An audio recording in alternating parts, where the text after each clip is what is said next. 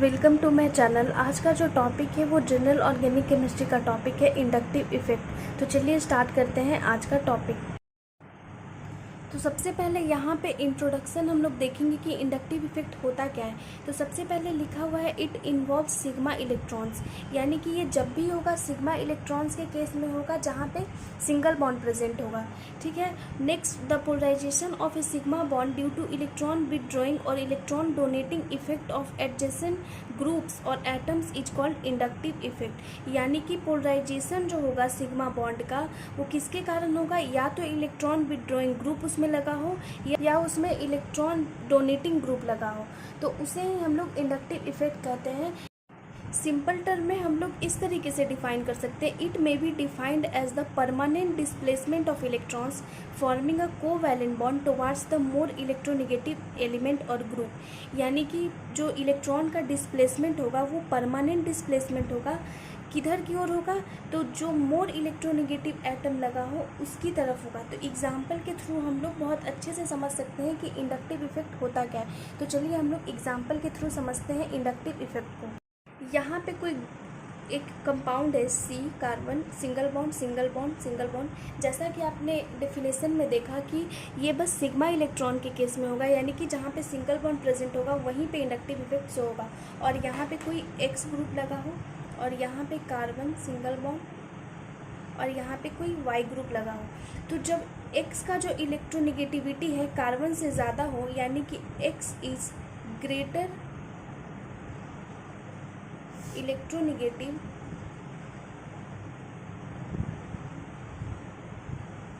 Then carbon, तो यहाँ पे क्या होगा, ये ज़्यादा इलेक्ट्रोनेगेटिव होगा, तो जो इलेक्ट्रॉन का शिफ्टिंग होगा तो ये एक्स की ओर होगा।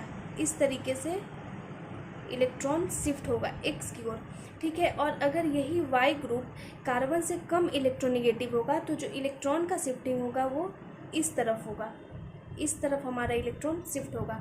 तो इसे ही हम लोग इंडक्टिव इफेक्ट कहते हैं। इंडक्टिव इफेक्ट यानी कि परमानेंट डिस्प्लेसमेंट हो रहा है इलेक्ट्रॉन का टुवार्ड्स हाईली इलेक्ट्रोनेगेटिव एलिमेंट। यहाँ पे एक्स ज़्यादा इलेक्ट्रोनेगेटिव है इसलिए इलेक्ट्रॉन इस तरफ शिफ्ट हो रहा है, और यहाँ पे कार्बन ज़्यादा इलेक्ट्रोनेगेटिव है इन कंपेयर टू वाई, तो इलेक्ट्रॉन कार्बन की ओर शिफ्ट हो रहा है। ठीक है। तो बेसिकली यही हमारा इंडक्टिव इफेक्ट है। तो नेक्स्ट हम लोग देखते हैं कि इंडक्टिव इफेक्ट में क्या लिखा गया है। यहाँ पे लिखा गया है the more electronegative atom acquires a small negative charge, यानी कि del minus, the less electronegative atom acquires a small positive charge, यानी कि डेल प्लस। तो कह रहा है कि जो मोर इलेक्ट्रोनेगेटिव एटम होगा उस पर स्लाइटली माइनस का चार्ज हो जाएगा। तो यहाँ पे एक्स मोर इलेक्ट्रोनेगेटिव है तो यहाँ पे डेल नेगेटिव का चार्ज आ जाएगा और कार्बन पे स्लाइटली पॉजिटिव चार्ज हो जाएगा।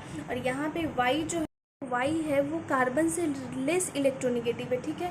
तो यहाँ पे कार्बन पे नेगेटिव चार्ज आ जाएगा और वाई पे जो हो जाएगा वो पॉजिटिव चार्ज हो जाएगा।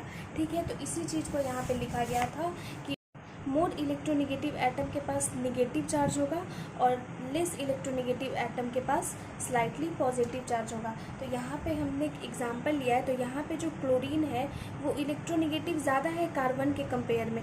ठीक है। तो जो यहाँ पे जो इलेक्ट्रॉन का शिफ्टिंग हो रहा है वो मोर इलेक्ट्रोनेगेटिव एटम की तरफ हो रहा है।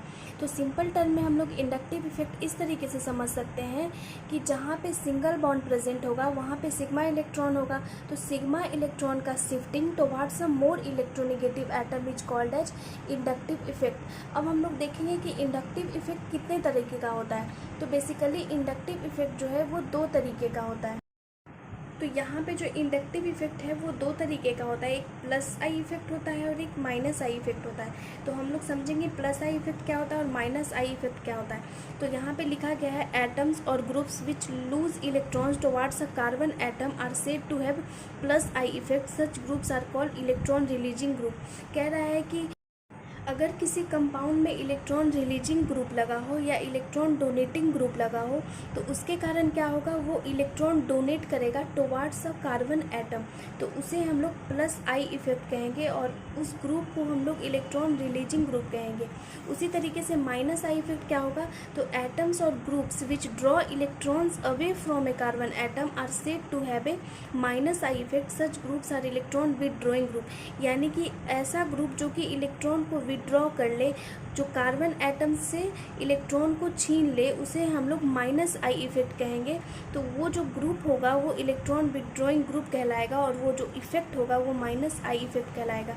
तो सिंपल टर्म में हम लोग समझ सकते हैं कि प्लस आई इफेक्ट में जो है इलेक्ट्रॉन कार्बन की तरफ ज़्यादा जा रहा है, यानी कि इलेक्ट्रॉन रिलीज हो रहा है। Plus I effect means electron releasing group और minus I effect means electron withdrawing group, यानी कि कोई मोर इलेक्ट्रोनिगेटिव एटम जुड़ा होगा उस कंपाउंड में और वो इलेक्ट्रॉन को अपनी ओर खींचेगा। तो यहाँ पे कुछ एग्जाम्पल है प्लस आई इफेक्ट ग्रुप का और माइनस आई इफेक्ट ग्रुप का।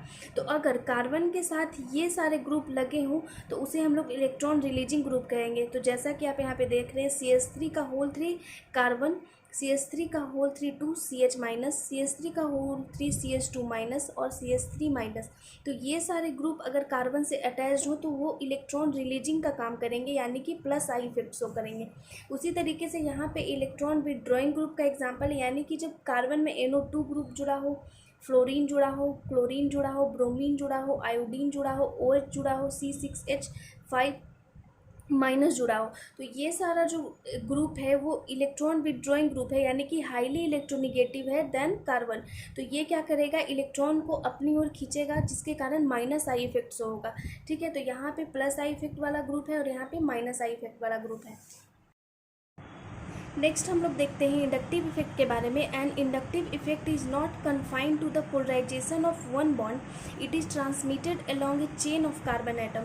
इस सेंटेंस को हम लोग समझते हैं कि जो इंडक्टिव इफेक्ट है बस एक बॉन्ड के ऊपर नहीं डिपेंड करेगा, ये चेन में ट्रांसमिटेड होगा। जैसा कि आप यहाँ पे एग्जांपल के थ्रू समझ सकते हैं, कार्बन कार्बन कार्बन और यहाँ पे बाय द वे कोई फ्लोरीन ग्रुप जुड़ा हो, या कार्बन कार्बन कार्बन और यहाँ पे कोई क्लोरीन ग्रुप जुड़ा हो। ठीक है, तो ये जो इलेक्ट्रॉन हमारा विड्रॉइंग ग्रुप है, जैसा कि आपको पता है ये मोर इलेक्ट्रोनिगेटिव एलिमेंट है कार्बन के कंपेयर में। तो इलेक्ट्रॉन क्या होगा, इसकी ओर शिफ्ट होगा। तो ऐसा नहीं है बस इसी बॉन्ड की इलेक्ट्रॉन बस फ्लोरीन की तरफ जाएंगे या इसी बॉन्ड की इलेक्ट्रॉन बस क्लोरीन की तरफ जाएंगे, नहीं, ये पूरे चेन में ट्रांसमिट होता है। ठीक है, तो इसी चीज़ को यहाँ पे लिखा गया है। And inductive effect is not confined to the polarisation of one bond, it is transmitted along a chain of carbon atom. ठीक है, नेक्स्ट हम लोग देखते हैं इंडक्टिव इफेक्ट के बारे में। The inductive effect results in a permanent state of the molecule and can be observe practically in the form of dipole moments. The effect does not depends upon the presence of a reagent। यानी कि कह रहा है कि जो inductive effect है ये permanent effect है। परमानेंट इफेक्ट मीन्स इसे किसी रिएजेंट का ज़रूरत नहीं होगा, ये अपने आप इलेक्ट्रॉन का शिफ्टिंग होगा बिना किसी रिएजेंट के प्रेजेंस में। ठीक है, इसी चीज़ को यहाँ पे लिखा गया है कि इंडक्टिव इफेक्ट का जो रिजल्ट है वो परमानेंट स्टेट होता है of the molecule and can be observe practically in the form of dipole moment. हम लोग डाइपोल मोमेंट के फॉर्म में इसे हम लोग देख सकते हैं, ऑब्जर्व कर सकते हैं। और and the effect does not depend on the presence of reagent, जैसा कि हमने आपको बताया कि रिएजेंट के प्रेजेंस में ये इफेक्ट नहीं होता है, रिएजेंट का होना कोई ज़रूरी नहीं है। इंडक्टिव इफेक्ट के बारे में हमने बहुत ही बेसिक तरीके से समझा कि इंडक्टिव इफेक्ट क्या होता है। तो समरी के फॉर्म में इंडक्टिव इफेक्ट हम लोग इस तरीके से समराइज कर सकते हैं कि इंडक्टिव इफेक्ट वैसा इफेक्ट है जो कि परमानेंट होता है, सिंगल बॉन्ड के केस में होता है, शिफ्टिंग होता है इलेक्ट्रॉन का टुवर्ड्स मोर इलेक्ट्रोनिगेटिव एटम। दो तरीके का होता है, एक प्लस आई होता है, एक माइनस आई होता है। प्लस आई कब होगा, जब इलेक्ट्रॉन रिलीज होगा, माइनस आई कब होगा, जब इलेक्ट्रॉन विड्रॉ होगा। ठीक है, तो ये बस छोटा सा बेसिक इंट्रोडक्शन था इंडक्टिव इफेक्ट का।